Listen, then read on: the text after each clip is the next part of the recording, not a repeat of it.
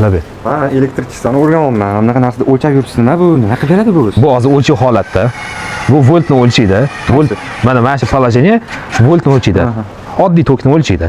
Gertsni o'lchaydi. Переключать qilsak, gertsovkasi o'lchaydi. Tak, keyingisi постоянка tok. Постоянка tok batareyka, shunga o'xshagan narsalarga o'xshagan o'lchanadi. Bu yerda kilo ohm, mega ohm undan keyin prozvonka. Prozvonka mana.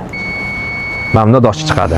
Bu amper. Amper mana bu tok o'kilishida o'lchanadi. Liboy kabelni kelib turib, mana shu joyda shunda o'lchaymiz. Mana amperi chiqib turibdi. Xuddi shunaqa har bitta narsani o'lchanadi. Tokni o'lchash uchun biz mana переменкаga qo'yamiz. 0 bo'lib turibdi. Endi buni mana bunday qilamiz. 0 korpusda bitta qotiramiz. Turdi. Keyin bu yog'ini tekshiramiz. Mana ko'rasizmi? Ko'rsatib turib tokni. 231 напряжение. Постоянно u переменный напряжение. Endi gertsovkasi bor. 50 Gz. Bu tokni kelayotgan oqimi. Oqim deganda mana bunday valna bo'lib suzib kelishi tokni. Rahmat. Eng elektrikligi zo'r informatsiya bo'ldi. To'g'ri, shunaqa.